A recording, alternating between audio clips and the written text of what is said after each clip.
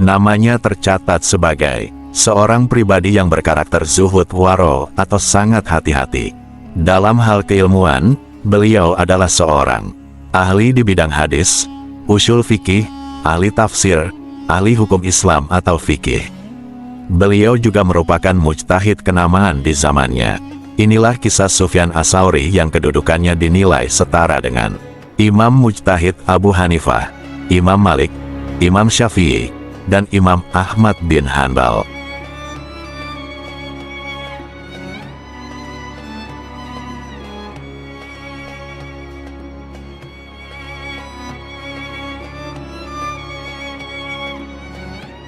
Sufyan Ats-Tsauri adalah seorang ahli fikih yang cerdas dan seorang ahli hadits yang menguasai sunnah. Beliau telah mencapai prestasi teratas dalam dua hal ini.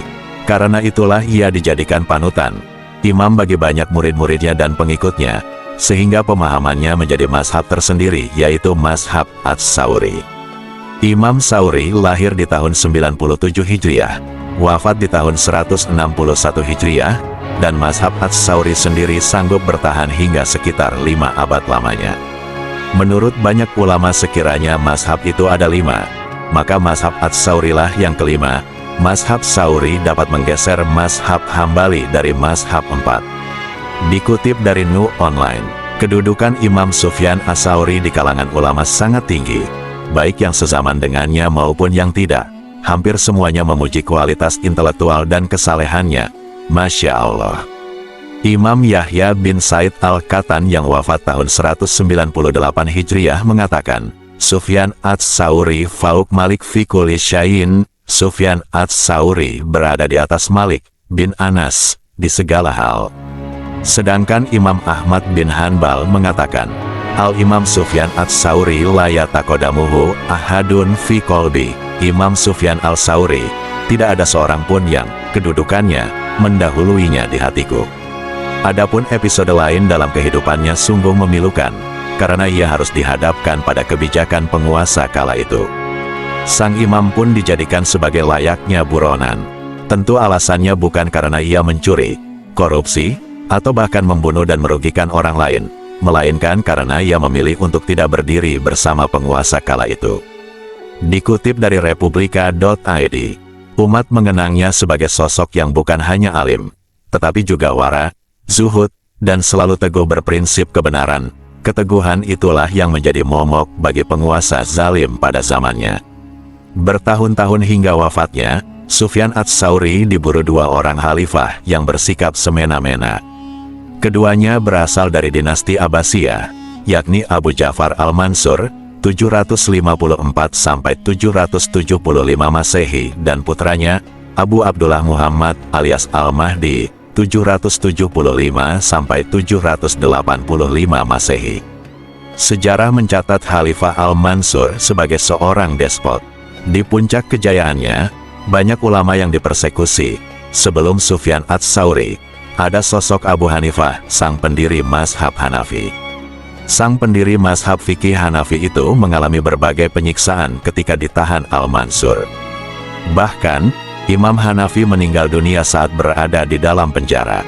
Setelah Abu Hanifah wafat, Khalifah Al-Mansur bukannya bertobat. Sultan Abbasiyah itu justru menyeru para bawahannya agar mendatangkan seorang alim terhormat lain untuk menggantikannya.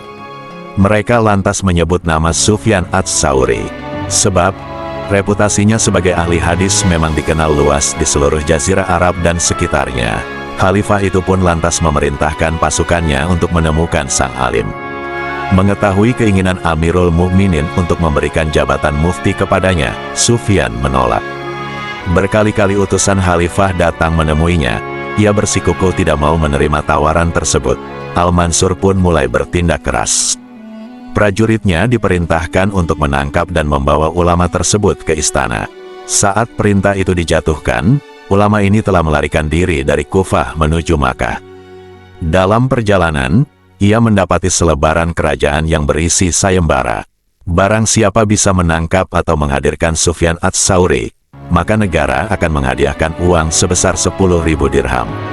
Ternyata, kabar kepergiannya ke Makkah pun sudah tersiar luas. Ia pun terpaksa mengalihkan rute ke Basrah. tidak ada siapapun kaum kerabat yang menerimanya di sana. Dimulailah kehidupan barunya sebagai buronan penguasa. Di Basrah, Sufyan ats-Tsauri menyamar sebagai pencari kerja. Kemudian seorang pemilik kebun merekrutnya sebagai pemetik kurma. Salah seorang pakar hadis dalam sejarah peradaban Islam itu harus merasakan getirnya hidup sebagai buruh upahan hanya untuk menghindar dari kejaran khalifah. Bulan berganti bulan, masyarakat setempat akhirnya mengenali identitas aslinya. Alih-alih menuruti sayembara penguasa, mereka justru menaruh respek dan simpati mendalam untuk sang alim. Selanjutnya Sufyan ats-Tsauri tidak lagi dipekerjakan sebagai buruh, tetapi diberi rumah yang layak di tengah penduduk lokal. Kemudian karena ia tidak mau membuat benturan antara masyarakat sipil dan penguasa, ia pun memutuskan untuk hijrah. Kali ini, tujuannya begitu jauh, yaitu negeri Yaman. Negeri yang asing baginya, karena di sana tidak ada sama sekali yang mengenal sang imam. Penduduknya juga tidak ramah. Bahkan, sekali waktu Sufyan ats-Tsauri malah dituduh sebagai pencuri. Astagfirullah. Lalu oleh beberapa warga yang menangkap, lalu membawanya ke hadapan gubernur saat itu, Main. Untungnya, sang gubernur merupakan sosok pemimpin yang cerdas, berwibawa, dan berakhlak mulia. "Siapa namamu?" tanya Main. "Abdullah bin Abdurrahman," jawab Sufyan, masih menyembunyikan identitasnya. "Atas nama Allah, aku memintamu agar menyebut silsilah nasabmu." "Aku Sufyan bin Said bin Masruq," kata Sufyan dengan jujur. "Ats-Tsauri?" tanya Main penuh selidik. "Ya, sungguh, khalifah sedang memburumu," seru Main. "Benar," jawab sang imam. Gubernur Yaman itu lantas menundukkan kepalanya dan berkata, "Tuan dapat tinggal di sini dan pergi kapan saja engkau mau. Demi Allah, aku akan melindungimu sekuat kemampuan." Maka Sufyan ats-Tsauri pun menetap untuk beberapa bulan di negeri Yaman. Kemudian ketika datang musim haji, Sufyan pun berangkat ke Tanah Suci, menuntaskan kerinduannya pada Baitullah yang sudah lama ia rencanakan. Namun lagi-lagi, tanpa diduga ternyata Khalifah Al-Mansur juga sedang dalam perjalanan hendak melaksanakan ibadah haji pada waktu yang sama. Lalu dari para informannya, Khalifah Al-Mansur mendapat kabar bahwa Sufyan sedang berada di Makkah.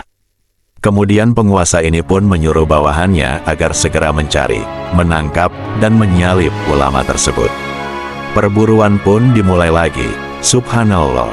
Mendengar desas-desus itu, murid-murid Imam Sufyan ats-Tsauri mengabarkan hal itu kepadanya. Sebelum pergi di dekat Ka'bah, Sufyan pun memanjatkan doa yang disertai sumpah.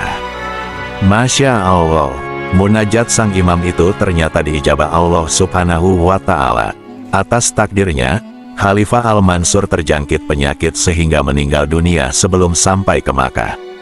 Mendapati kabar itu, Sufyan ats-Tsauri merasa tenang, sebab ia mengira sudah tidak ada lagi penguasa yang akan memaksanya untuk menjabat sebagai hakim di istana.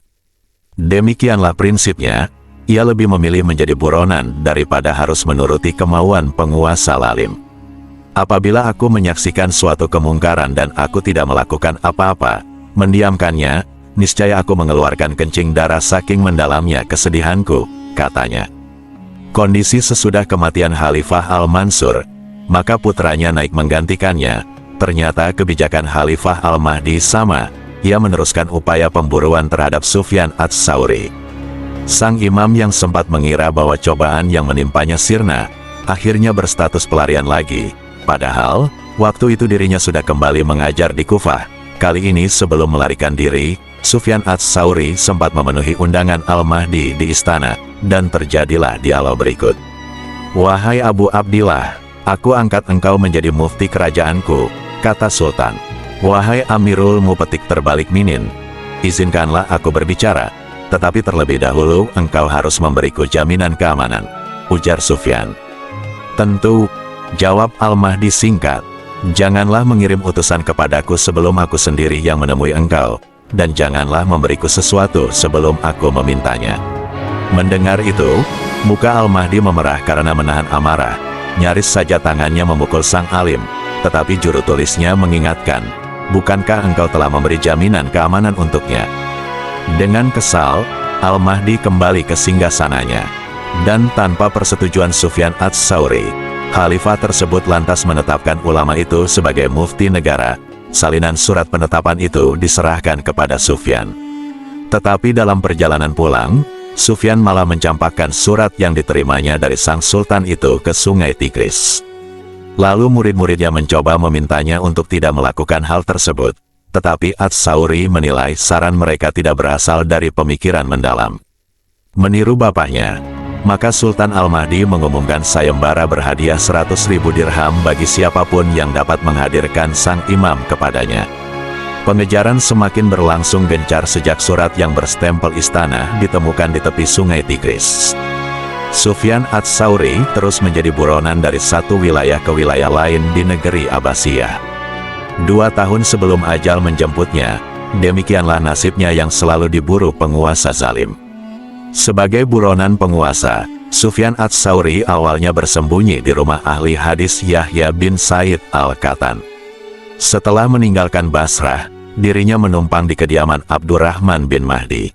Sufyan Ats-Tsauri, yang bernama lengkap Sufyan bin Said bin Masruq Ats-Tsauri, beliau lahir di Kufah pada tahun 97 Hijriah dan wafat di Basrah pada bulan Sya'ban tahun 161 Hijriah.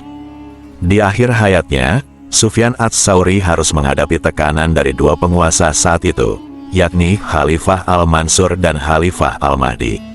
Dikarenakan posisinya yang kritis terhadap penguasa dan keinginannya untuk menjaga independensi ilmiah, dia memilih untuk bersembunyi.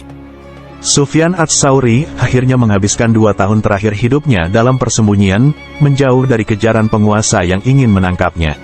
Meskipun hidup dalam kondisi sulit dan tersembunyi, Sufyan Ats-Tsauri tetap berdedikasi pada ilmu dan pengajaran hadis. Beliau meninggalkan warisan ilmu yang sangat berharga, termasuk 30.000 hafalan hadis dan beberapa karya tulis penting dalam bidang fikih dan tafsir. Warisan ilmunya terus dihormati dan dipelajari hingga hari ini, dan dia diingat sebagai salah satu tokoh ulama yang memiliki pengaruh besar dalam sejarah Islam.